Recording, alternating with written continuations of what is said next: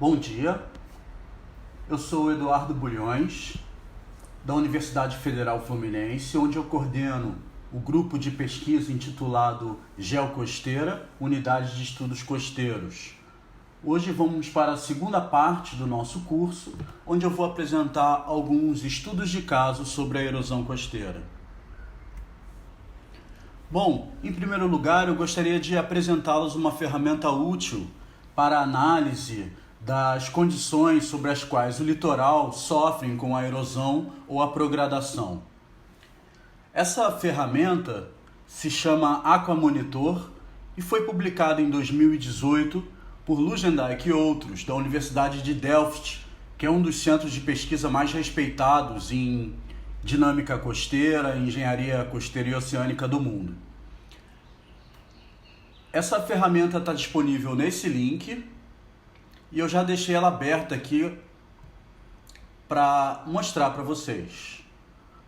Bom, essa ferramenta ela fala sobre mudanças na linha de costa entre 1984 e 2016, aí um intervalo de tempo dos últimos 30 anos. Ela foi baseada em processamento de quase 2 milhões de imagens de satélite e os autores construíram perfis para verificar as mudanças na posição da linha de costa no mundo inteiro. Vou pegar o exemplo do litoral do Espírito Santo.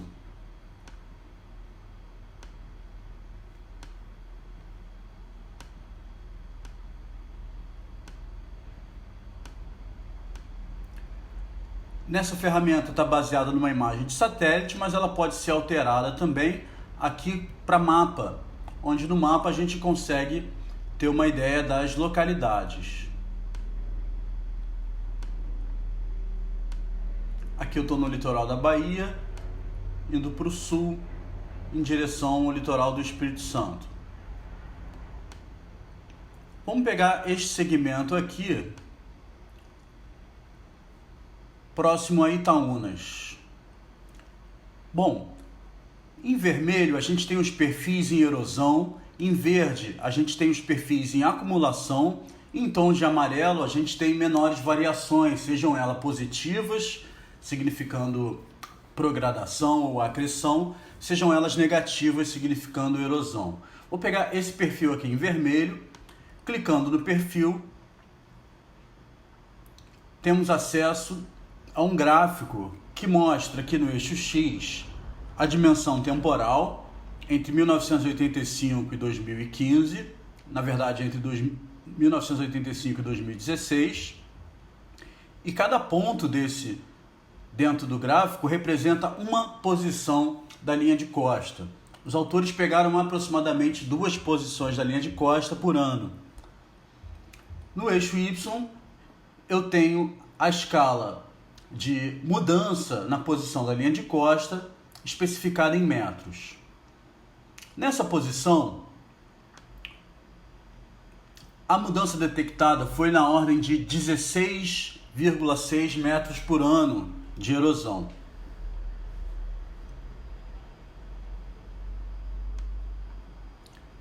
Eu vou pegar aqui um perfil em verde.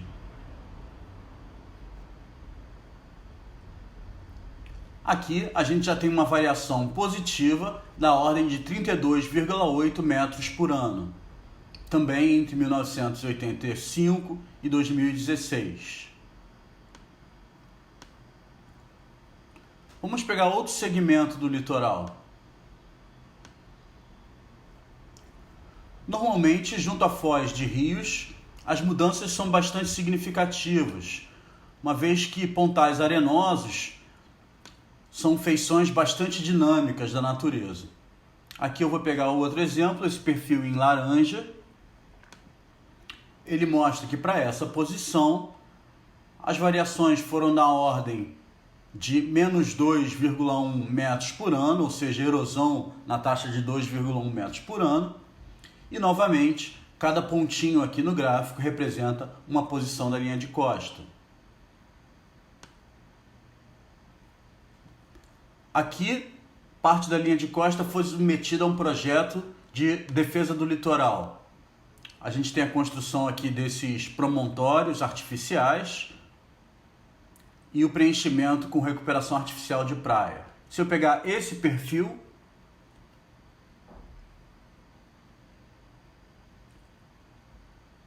a gente consegue identificar uma taxa de progradação, ou seja, uma taxa de avanço da linha de costa na ordem de 2,7 metros por ano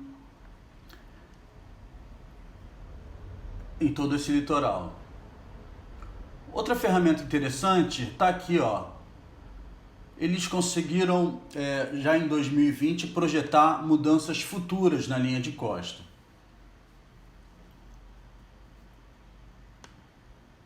Através de métodos estatísticos, considerou os cenários de elevação do nível do mar e os cenários do comportamento desse segmento da linha de costa.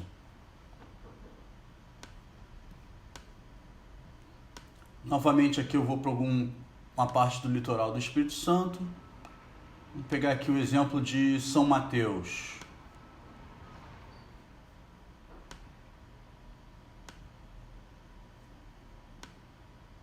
Novamente eu vou pegar um perfil em vermelho, que é um perfil erosivo, aqui na foz desse rio. Clico em cima desse perfil e ele vai me mostrar o gráfico correspondente ao comportamento nos últimos 30 anos, entre 1985 e 2016. A praia já tinha um comportamento negativo, na ordem de erosão de 15,5 metros por ano. E a partir dessa barra vermelha, existe o cenário futuro projetado. A linha preta representa o cenário futuro projetado para RCP 4,5. RCP 4,5 é um cenário de elevação do nível do mar menor, ou seja, para os especialistas do IPCC, um cenário mais otimista de elevação do nível do mar. A linha azul representa o RCP 8,5, que é um cenário mais pessimista de elevação do nível do mar. Então a gente consegue, com isso, ter uma ideia, uma projeção do comportamento da linha de costa no futuro, e nesse caso a tendência é de erosão acentuada aí para o horizonte até 2100. Utilizando a mesma localidade, eu vou pegar aqui um perfil em acreção, novamente na área onde eu tenho um promontório artificial e um projeto de recuperação artificial de praia. Acessando essa informação, a gente percebe que se mantém uma tendência de avanço da linha de costa. No cenário RCP 4,5, que é o cenário mais otimista de uma elevação do nível do mar menor, a gente tem aí ligeiro padrão de acreção, enquanto no RCP 8,5, que é um cenário onde a elevação do nível do mar é maior, a gente tem uma tendência à estabilidade aí até o ano de 2100. Obviamente, isso são cenários, mas quando a gente não tem informação, uma projeção futura sempre é uma informação importante para o planejamento e gestão das zonas costeiras. Bom, então essa é uma ferramenta muito útil. Eu estou à disposição para tirar maiores esclarecimentos sobre a utilização e a forma como a gente consegue interpretar esses dados. Bom, voltando à nossa apresentação, eu trouxe hoje alguns exemplos de erosão costeira conforme combinado.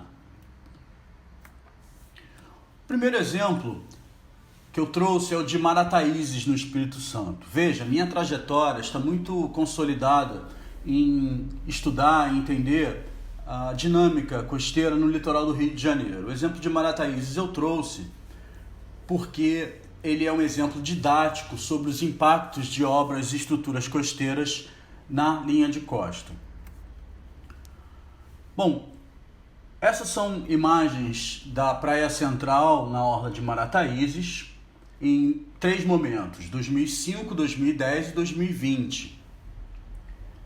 Esse segmento do litoral capixaba, ele sofreu uma intervenção em 2010 que foi a construção de algumas estruturas rígidas, mas um projeto de recuperação artificial ou engordamento de praia para conter o avanço da erosão costeira que estava causando prejuízos a esse município. Eu vou pegar um exemplo dessa posição aqui, que fica junto a esse segundo promontório artificial. Então, em 2005 a gente não tinha, em 2010 foi quando ele foi construído, e o cenário atual de 2020 é 10 anos após a intervenção. Então, exatamente nessa posição, eu trouxe um gráfico daquela ferramenta, né, que eu mostrei anteriormente, que ele mostra a variação da posição da linha de costa para essa localidade entre 1985 e 2016. Isso está representado nesse gráfico e as taxas globais nesses 30 anos foram de acreção, ou seja, de avanço da linha de costa a 2 metros por ano. No entanto, se a gente faz um recorte em 2005 e em 2010, representado por essas barras vermelhas, e analisa separadamente esses momentos ao longo do tempo, a gente consegue ver algumas coisas interessantes. A primeira delas, que se a gente considerar entre 1985 e 2005, aí num cenário de aproximadamente 20 anos, a gente consegue detectar um recuo aproximado de 35 metros nesses 20 anos, o que representa 1,7 metros por ano de erosão nessa localidade. Então esse era a condição anterior ao ano de 2005. De 2005 até 2010, a gente tem um outro cenário.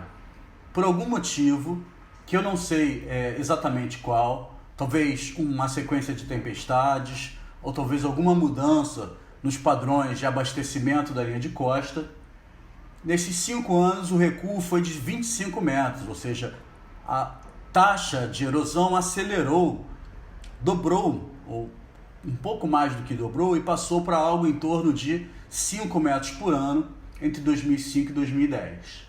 Bom, em 2010 foi executada essas intervenções, né, as estruturas artificiais e a recuperação artificial ou a alimentação artificial da praia, e a linha de costa pula aqui para cima.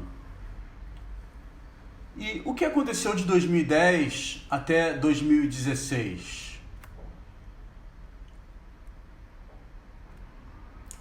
A gente vai perceber que, apesar da linha de costa estar bem avançada a sua condição original, o processo erosivo continua e o recuo foi na ordem de 15 metros no intervalo de 6 anos, o que representa aí uma taxa de 2,5 metros por ano. Ou seja, a taxa de erosão ela reduziu quando comparada com o período entre 2005 e 2010, mas aumentou quando comparada com o período de 1985 e 2005. No entanto, a praia não está, digamos, totalmente destruída. A gente ainda tem uma boa faixa de areia, o que protege, eventualmente, as construções ao longo dessa linha de costa. Se a gente pegar um exemplo, aproximadamente 1,5 km a 2 km para o sul dessa localidade, antes disso a gente tem aí o cenário futuro, como eu já havia mostrado também, fruto daquela ferramenta. A gente mostra que há uma tendência de estabilidade na erosão, quando a gente considera tanto o cenário mais otimista quanto mais pessimista para os próximos aí 50, 60 anos. Tá? Depois disso a gente tem uma tendência um pouco mais duvidosa, né? Ou ligeira acreção ou ligeira erosão. Se a gente pega um segmento nesse litoral um pouco mais ao sul, cerca de 1,5 km ao sul, nessa localidade aqui, a gente tem os impactos das obras costeiras. E é isso que eu queria discutir melhor com vocês. Considerando essa localidade novamente em 3 momentos, 2005, 2010 e 2020, tem-se um cenário de erosão, a taxas de aproximadamente 1 metro por ano, se a gente considera o intervalo entre 1985 e 2016. Se a gente faz essa análise compartimentada, aí eu coloco barras, para fechar 3 intervalos, o primeiro até 2005, o segundo entre 2005 e 2010 e o terceiro entre 2010 e 2016, a gente tem coisas interessantes para apresentar. Bom, primeiro que entre 1985 e 2005, a taxa de erosão era próxima a essa taxa global calculada aí em todo o período, cerca de 0,8 metros por ano, representando um recuo de 20 metros em aproximadamente 25 anos. A taxa calculada aqui era de 1 metro por ano, então mais ou menos 2 como desvio padrão, então a gente está coerente com um intervalo mais global. Se a gente considera o período entre 2005 e 2010, que foi um período de erosão naquela localidade um pouco mais ao norte, foi um período de erosão acentuada naquela localidade um pouco mais ao norte, a gente tem para essa localidade um avanço da linha de costa de aproximadamente 6 metros em 5 anos, o que representa uma taxa aí de aproximadamente 1,2 metros por ano. Então, após as intervenções feitas na Praia Central, a construção daqueles promontórios artificiais e o engordamento da praia, houve uma interrupção no fluxo de sedimentos. O que aconteceu mais ao sul foi um impacto bastante significativo. Reparem, entre 2010 e 2016, o recuo para essa localidade foi na ordem de 40 metros, que nesse intervalo de 6 anos vai apresentar uma taxa aproximada de 6,6 metros por ano.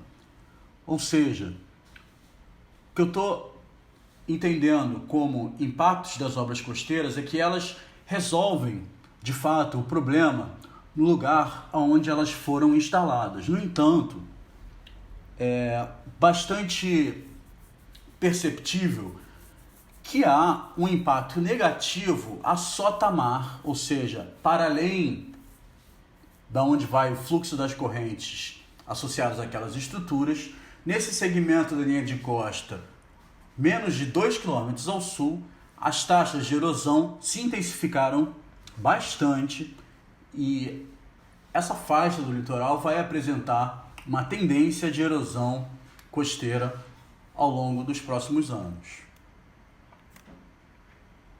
Então, se a gente observa a projeção dos cenários futuros de 2020 até aí 2100, há uma tendência muito nítida de erosão, seja ela um pouco maior ou um pouco menor, considerando aí os cenários de elevação do nível do mar mais otimista ou mais pessimista.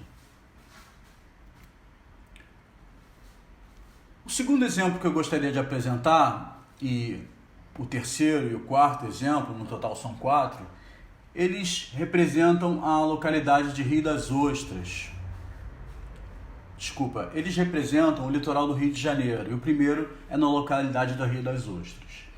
Nesse exemplo eu vou trazer impactos associados às ondas de tempestade ou às ressacas, e não necessariamente à construção de obras costeiras. Essa é a Praia da Tartaruga, na cidade de Rio das Ostras, que é uma cidade litorânea, que é um balneário turístico bastante povoado hoje em dia. Essa é uma imagem do ano de 2000, feita pelo professor Dieter Mirri.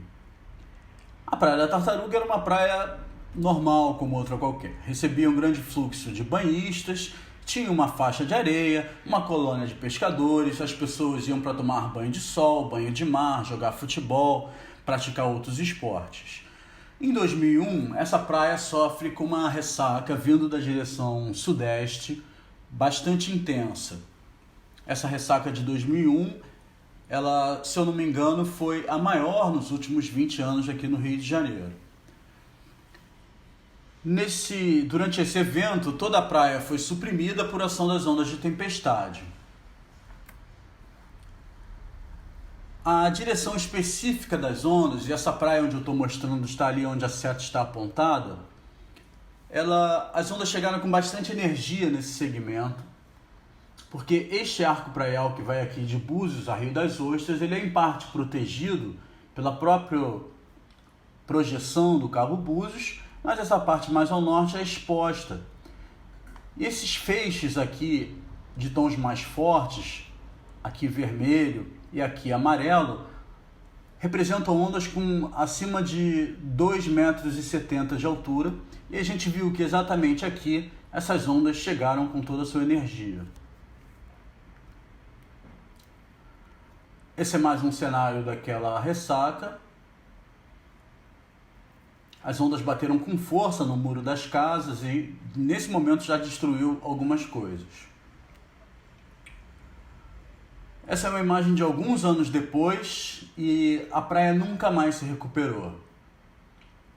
O que é notório é que, inclusive, as instalações da Defesa Civil Municipal, elas foram, de fato, afetadas por essas ondas, né? Por essa condição de erosão após essa tempestade.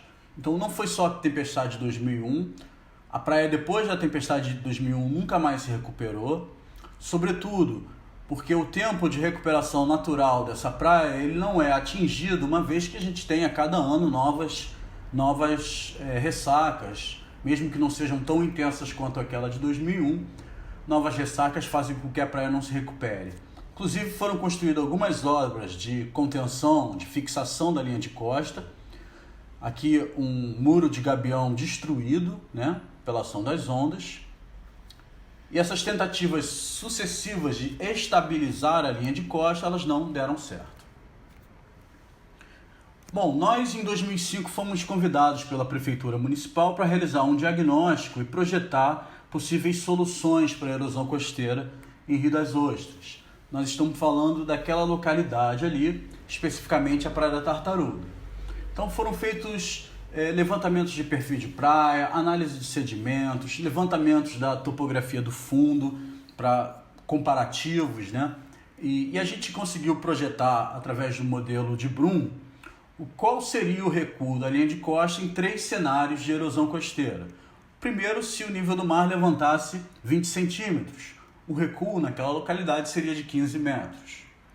O segundo cenário, se a linha de costa, se o mar avançasse ou elevasse algo em torno de 50 centímetros, a linha de costa recuaria 38 metros. E o terceiro cenário, mais otimista, mais pessimista, se o nível do mar subisse 0,86 metros, a linha de costa recuaria algo em torno de 66 centímetros, o que seria devastador, sobretudo para as instalações e para a rodovia, e para boa parte da urbanização naquela faixa do litoral.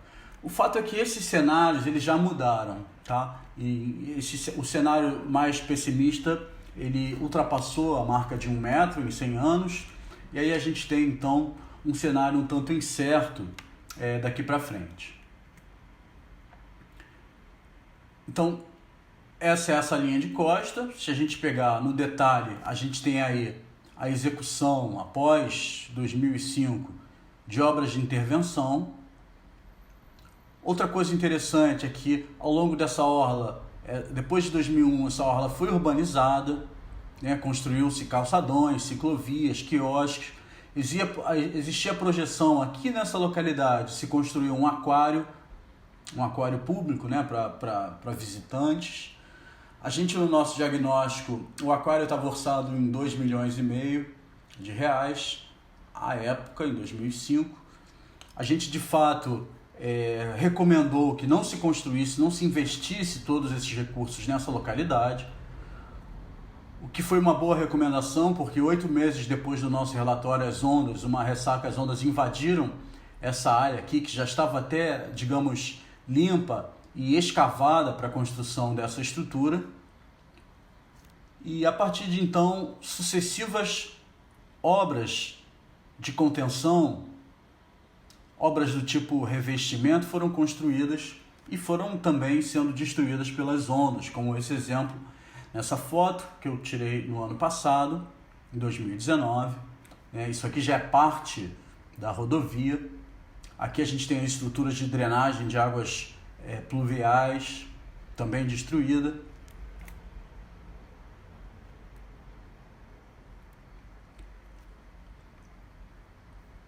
E aqui, novamente, mais uma estrutura do tipo enrocamento para tentar amenizar o impacto das ondas de tempestade. Então, aqui é Rio das Ostras em 2003. A erosão já tinha acontecido, aquela tempestade. A praia nunca recuperou a mesma largura. Aqui é uma área que sofreu todo um projeto de urbanização.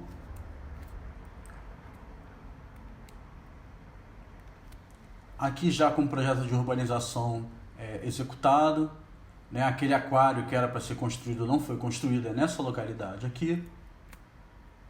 E aqui o cenário de hoje, em 2020, revestimentos, e aqui a gente tem muros, e nenhuma proposta vem sendo feita a partir de então. Outra cidade que sofre com impactos de ondas de tempestade, eventualmente, é uma cidade bastante conhecida no litoral da região dos Lagos, Rio de Janeiro, que é a cidade de Armação dos Búzios, ou apenas Búzios. Eu vou falar um pouco sobre impactos de ondas de tempestade nessa localidade. Búzios é um cabo. Um cabo ele vai ter praias voltadas para diversas direções. Eu vou falar especificamente dessas duas praias, ou desse grande arco praial, que representa aqui a praia chamada localmente de Praia de Jeribá, e aqui ao sul a praia chamada de Praia de Tucuns. Esse arco praial ele está voltado para sudeste e recebe impactos de ondas de tempestade quando elas passam ao longo do litoral do Rio de Janeiro. Vou pegar o exemplo desse canto aqui, na praia de Tucuns. Reparem nesse vídeo. Aqui a gente tem um cenário de destruição de algumas propriedades, O muro, vocês podem ver aqui os escombros da erosão após um evento de tempestade. Isso aconteceu porque essas casas avançaram sobre a praia e, sobretudo, sobre as dunas frontais. As dunas frontais elas são uma linha de defesa natural do litoral. Quando as dunas são retiradas por ocupação, no momento em que ocorre uma tempestade, aquelas dunas não existindo, a praia fica mais sujeita à erosão costeira.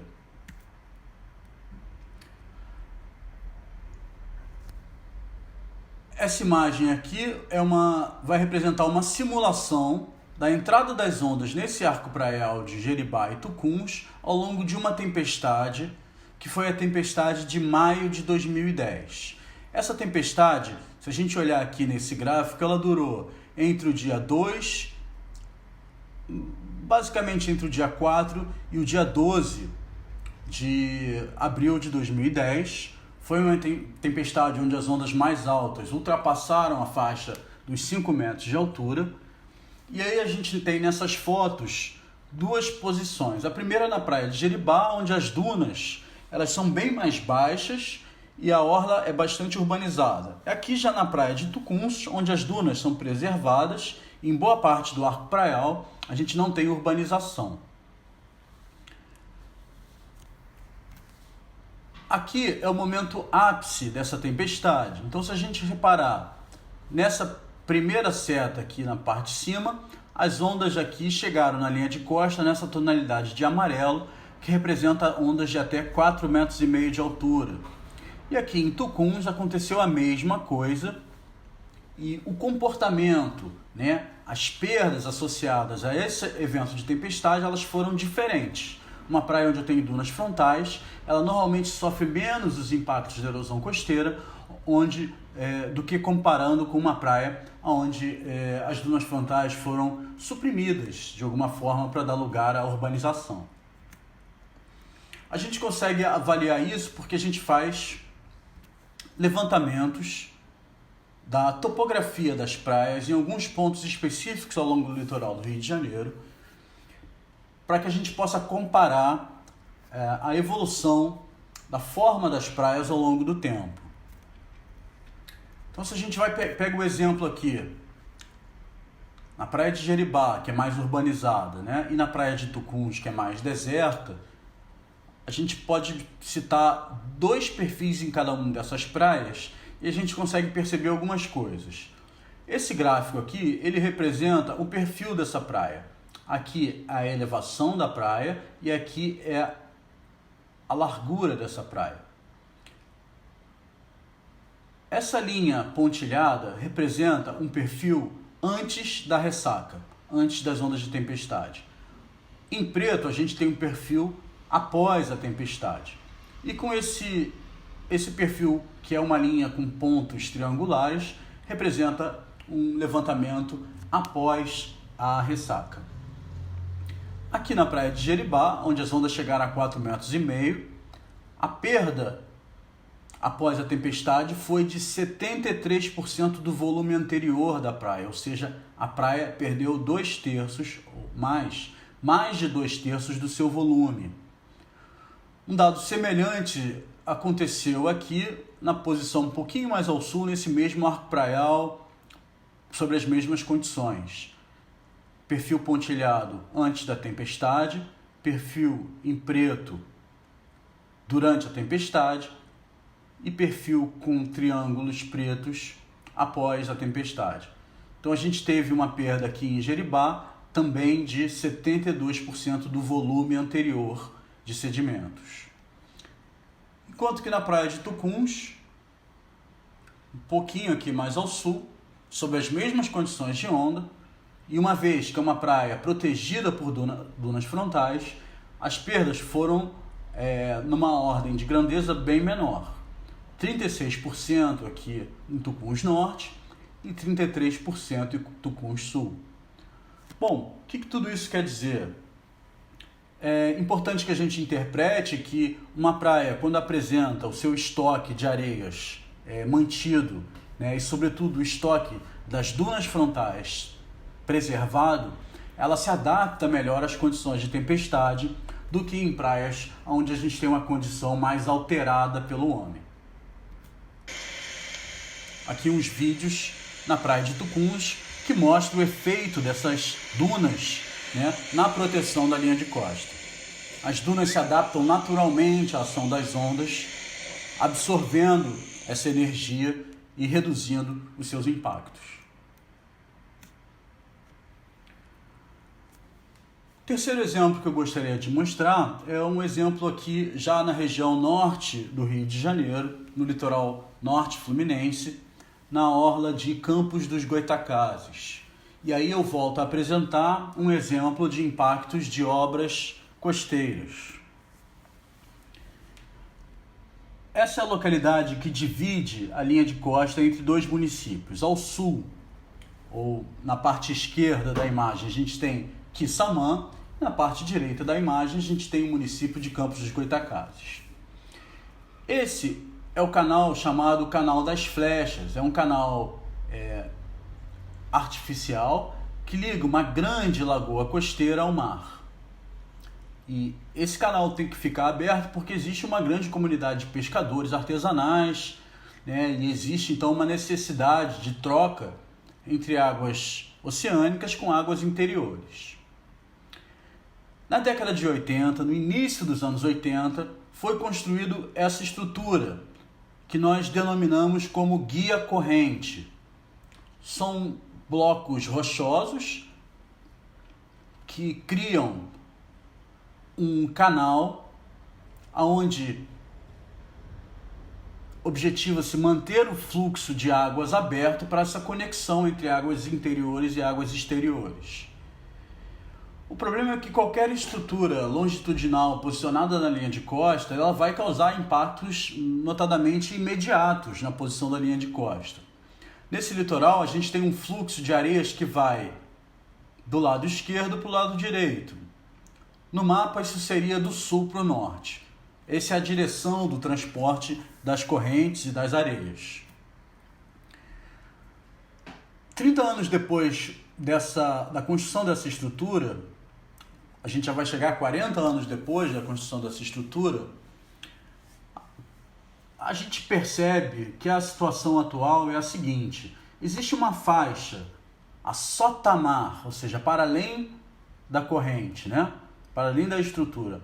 A sotamar da estrutura, a gente tem uma faixa de praia, um segmento de 7 quilômetros que está em recuo.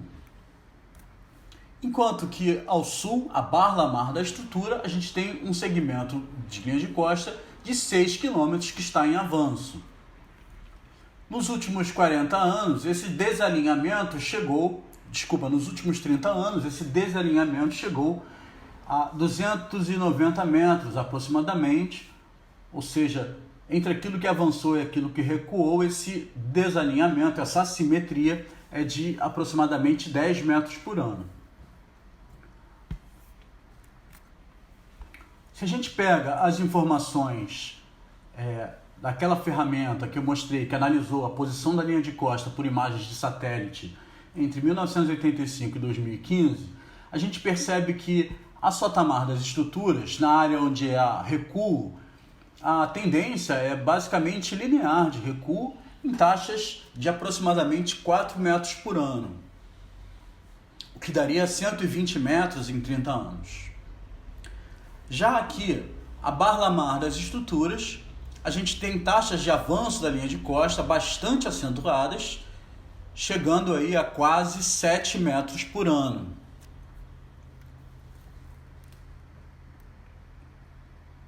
Então os gráficos representam essas informações com bastante detalhe.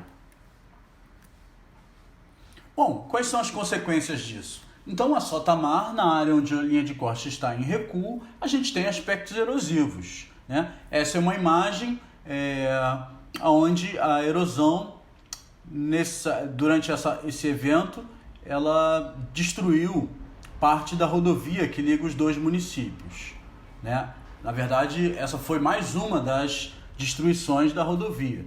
Normalmente, o poder público acaba desviando essa rodovia, essa estrada, né, recuando essa estrada conforme a gente tem o gradual avanço da linha, avanço do mar ou recuo da linha de costa. Existem impactos também que a gente chama de transposição de ondas, que é quando as ondas de tempestade conseguem ultrapassar a parte mais alta da praia. Quando acontece isso, as ondas pegam parte dessa areia e vão jogando elas para trás da praia. E esse é o mecanismo pelo qual uma faixa de praia, uma praia recua em direção ao continente. Ou seja, as ondas vão empurrando essas areias para trás. Então, todo esse alinhamento da praia aqui, ele está em recuo nos últimos 40 anos.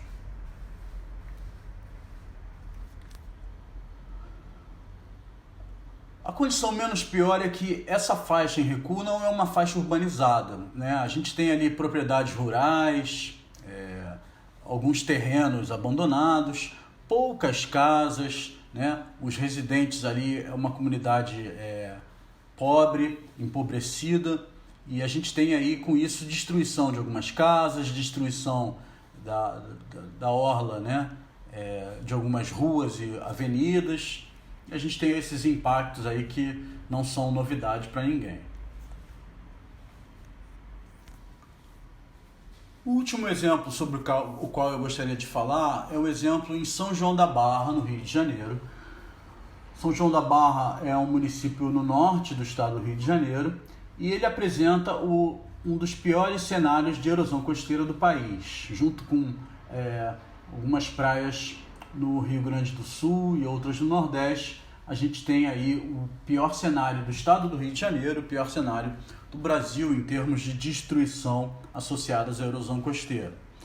Esse é um exemplo que ele vai falar sobre impactos de usos do solo e a gente vai discutir isso com um pouco mais de detalhe.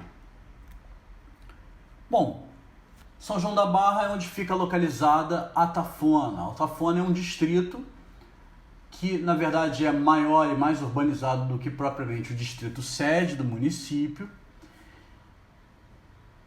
é uma vila de pescadores e também um distrito balneário.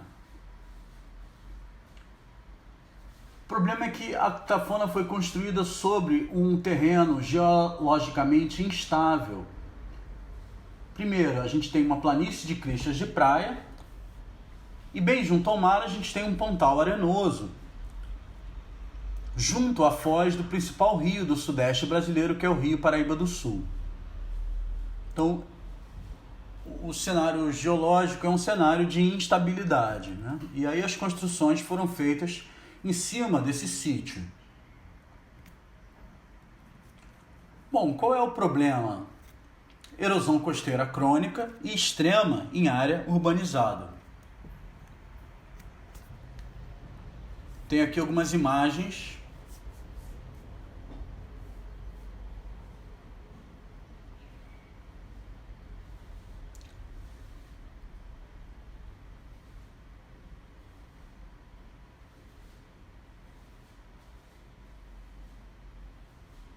Essas imagens apresentam esse cenário de destruição em Atafona, que é bastante famoso, digamos assim, não é por um motivo muito nobre. Esse é um mapa que já está defasado, na verdade é um croquis que já está defasado. Ele foi feito em 2003 e ele representa aqui em cinza o que seria a área do oceano, em branco o que seria os loteamentos, né? As quadras e as ruas que compõem parte desse balneário de Atafona. E aqui esses loteamentos que estão aqui dentro da faixa cinza já foram todos suprimidos pela ação da erosão. Então, Azevedo, ela mapeou, através de plantas cadastrais, 183 edificações destruídas pela erosão costeira ao longo de 14 quadras entre 1975 e 2003. Reparem, esse dado já está defasado porque ele termina em 2003, né? A gente tem de lá para cá mais 17 anos. E além disso, nem todas as edificações elas estão na base cadastral, ou estavam na base cadastral da municipalidade. Então, esse número ele é um número subestimado. De fato, foram mais de 200 edificações destruídas ao longo desses 50 anos. Então, essa faixa aí, que até 2003 havia sido registrada como destruída pela ação da erosão costeira. Essa é uma imagem histórica que mostra o que era o Pontal de Atafona na década de 70. E toda essa faixa sombreada aqui mais escura, ela já foi erodida. Então, muitas casas de veraneio e algumas casas de pescadores, assim como praças, igrejas, faróis, avenidas, dentre outras edificações, foram destruídas pela erosão e continuam sendo erodidas pela erosão costeira. Esse é um dado interessante, é um dado recente. Foi feito pela Coordenadoria Municipal de Proteção e Defesa Civil, dentro de uma discussão na qual eu participo, que é junto ao Ministério Público e à Defesa Civil Estadual, sobre os impactos da erosão e as propostas de intervenção para a área de Atafona. Então, quem produziu esse documento foi Melanie Sarzia, ano passado, como eu disse. Área de risco para desastres na região costeira de Atafona, quantitativos populacionais e habitacionais por grau de risco. Olha, um dado muito importante, muito relevante que a Defesa Civil consegue produzir e tem técnica para produzir é o número de pessoas e o número de habitações em risco em áreas de erosão costeira. Esse é um dado fundamental para qualquer justificativa, para qualquer discussão sobre os impactos e as propostas de intervenção em áreas de erosão costeira.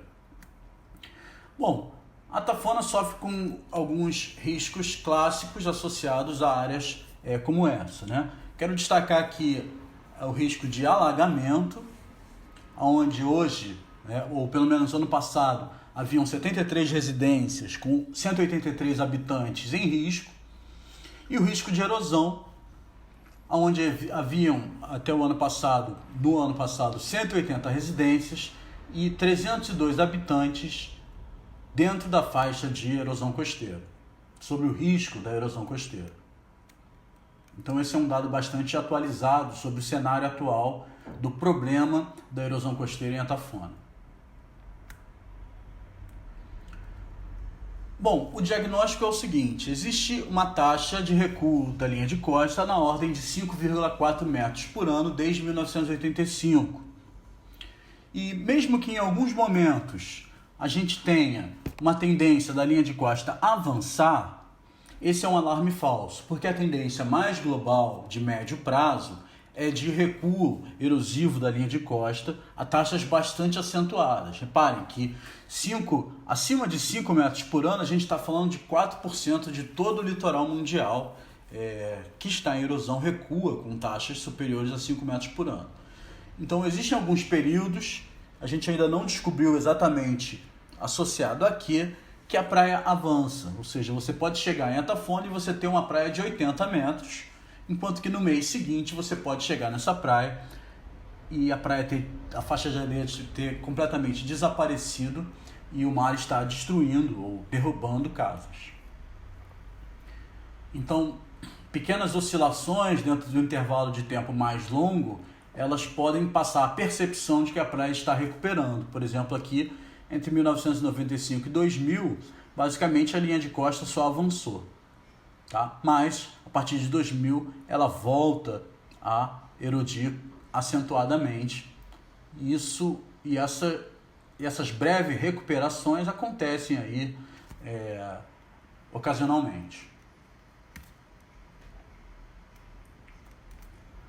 Bom, o diagnóstico é que o balanço sedimentário é negativo, ou seja, saem mais areias do que chegam. As areias migram para o sul em taxas entre 2.900 a 5.600 metros cúbicos por dia, que são taxas superiores ao suprimento fluvial atual. Por que eu estou falando de suprimento fluvial? A Atafona, por ser um pontal arenoso na foz de um rio, ela é construída, ela recebe areias a partir daquilo que o rio está conseguindo depositar junto ao litoral. Então a gente tem aqui no cenário de erosão, uma faixa de hoje aproximadamente 2 km que está em erosão. Já foi bem maior, porque uma parte já desapareceu mesmo. Então a faixa hoje ativa da erosão é de 2 km de linha de costa. E aí, como eu já disse, essas taxas são de 5,4 metros por ano. Essas areias que saem de Atafona, elas vão para algum lugar e, em função da deriva litorânea, elas vão para o sul. E numa localidade a aproximadamente 10 km ao sul, que é a localidade de Gruçaí, a gente tem esse cenário aqui apresentado no gráfico abaixo, tá? Onde a praia avança a taxas de 4 metros por ano, uma perspectiva bem linear. Ou seja, ao longo do tempo, a praia avançou, nos últimos 30 anos, a praia avançou cerca de 40 metros. Cerca de 120 metros.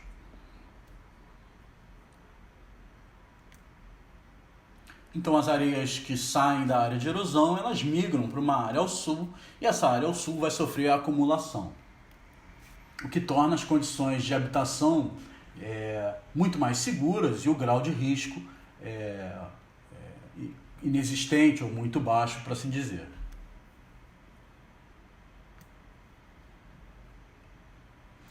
Bom, mas por que tem erosão lá, né? Foi uma tempestade? Foram obras costeiras? Não. Dentre amplos estudos que foram feitos para essa área, né, já é uma área do litoral do Rio de Janeiro estudada desde a década de 70, a gente pode chegar à conclusão que boa parte do déficit de areias em Atafona pode ser explicado pelo histórico de redução das vazões líquidas e sólidas do Rio Paraíba do Sul. Então aqui a gente tem a localidade de Atafona e aqui a gente tem esse grande rio, que é o Rio Paraíba do Sul. Essa imagem é uma imagem da época da cheia, né? Essa é uma imagem que eu tirei, uma foto que eu tirei a partir de um sobrevoo feito em março desse ano. A gente tem aqui o rio bastante cheio e aqui o pontal de Atafona. No entanto, se a gente pega uma perspectiva desde a década de 30 até os dias atuais, e esses são dados de vazão obtidos por uma estação da Agência Nacional de Águas, aí poucos quilômetros rio adentro, aí no baixo curso do Rio Paraíba do Sul, a gente percebe que em vermelho a gente tem a linha de tendência das vazões máximas mensais. Em laranja a gente tem uma tendência das vazões médias mensais, e em amarelo a gente tem a linha de tendência nos últimos 90 anos das vazões mínimas mensais. Todas as curvas mostram uma redução nas vazões, sobretudo as vazões mínimas. Ou seja, o rio está transportando menos água. Transportando menos água, o rio transporta menos sedimentos e tem menor capacidade de abastecer o litoral. Ou seja, menos água chegando no mar, menos areia chegando na linha de costa.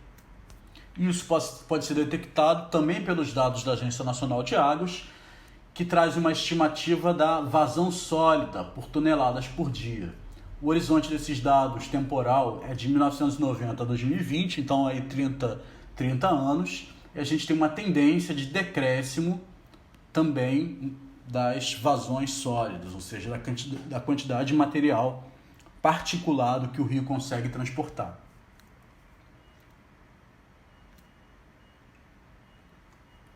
Bom, diante desse cenário bastante grave de erosão costeira, vou mostrar para vocês o que tem sido discutido, né? A sociedade civil se organizou e fez uma demanda à Defensoria Pública do Estado em 2017. Já haviam outras demandas anteriores para discutir a erosão costeira que nunca foram à frente. Em 2017 eu fiz um relatório para a Defensoria Pública do Estado propondo uma proposta de recuperação artificial da praia. Essa discussão voltou ao Ministério Público Federal em 2018, e aí muitas reuniões, né, com grupo de especialistas, com a sociedade civil, com o poder público, com órgãos ambientais, elas têm sido discutidas, né? Houve até audiência pública para apresentar as propostas de intervenção. Foi criado um grupo de trabalho que reúne órgãos públicos, né, da Prefeitura e o órgão ambiental do Estado, mais a sociedade civil, mas esse grupo de trabalho coordenado pela Prefeitura não tem sido muito atuante. Nesse contexto, o que apareceu como discussão foram 3 propostas de intervenção. A primeira foi produzida pelo INPH, que é o Instituto Nacional de Pesquisas Hidroviárias. Em 2014, eles propuseram a construção de um campo com 9 espigões, que seriam essas estruturas aí na imagem em vermelho, mais alimentação artificial de praias. Então, em 4 km de linha de costa, seriam construídos 9 espigões, adentrando o mar algo em torno de 240 metros, para impedir que as areias que saem de Atafona migrem para o sul, ou seja, a partir de uma perspectiva de retenção dessas areias, nós teríamos então a estabilização da linha de costa, que é aquela palavra que eu já disse que não é muito boa, porque ela é um tanto ilusória. A gente conseguir estabilizar permanentemente a linha de costa. Isso seria um cenário de detalhe, né? E dentro ou entre essas estruturas de blocos rochosos, desses promontórios ou espigões, promontórios artificiais e espigões, a gente teria a alimentação artificial da praia, né? E esse aqui seria o cenário um tempo depois da obra concluída. Veja, uma estrutura semelhante àquela que eu mostrei em Marataízes. E aí a gente sabe que boa parte da discussão se dá sobre os impactos de uma construção como essa, e eu já mostrei que os impactos a Sotamar, ou seja, ao sul, eles seriam desastrosos, porque todas essas areias que saem daqui, elas abastecem outras praias ao sul.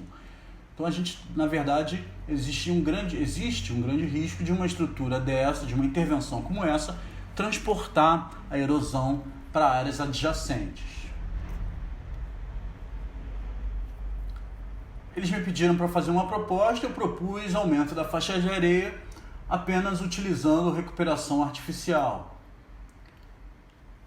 Então, a gente já mapeou uma área dentro do rio, né, no baixo curso do rio, onde existe abundância de materiais semelhantes à praia, que são areias médias e grossas.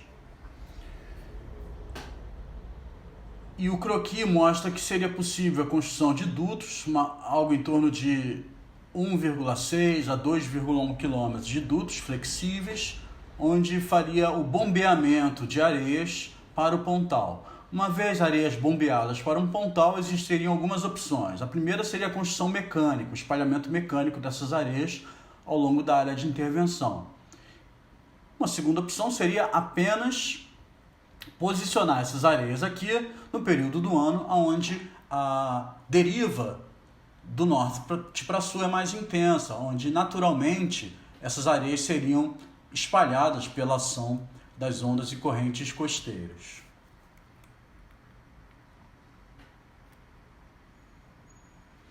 A terceira proposta considera novamente estruturas rígidas, construídas com blocos rochosos.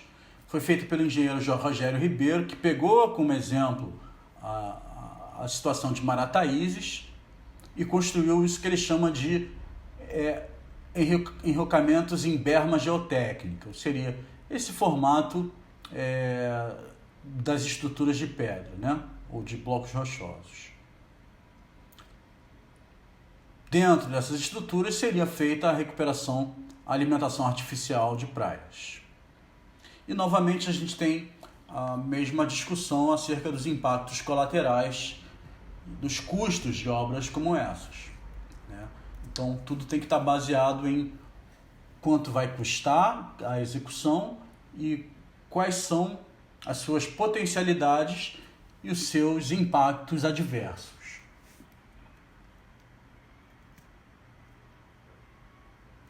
Bom, não há decisão sobre isso. Novamente, segue-se numa rodada de indefinição. Não há decisão e, nesse contexto, a erosão costeira continua. Bom, por fim, eu quero deixar aqui uma mensagem para vocês, uma mensagem que eu extraí desse livro, que é um livro muito interessante, construído por dois geólogos, professor Pilke e professor Cooper, que se chama A Última Praia. Eles têm uma visão bastante pessimista de todas essas intervenções artificiais para a zona costeira. E eles dizem o seguinte: acostume-se a viver em ambientes costeiros mutáveis. Não lute contra a natureza com uma linha de defesa. Considere temporárias todas as estruturas construídas pelo homem na linha de costa. Apenas como último recurso, considere a construção de estruturas de engenharia para a proteção ou preservação costeira. Baseie as decisões de construções costeiras no benefício da maioria da população, ao invés de uma minoria proprietária de imóveis na orla. Deixe cair o farol, a cabana de praias, o hotel ou o quiosque quando o seu tempo chegar. Isso aí, pessoal. Agradeço a presença de todos. Muito obrigado. E esses são os meus contatos.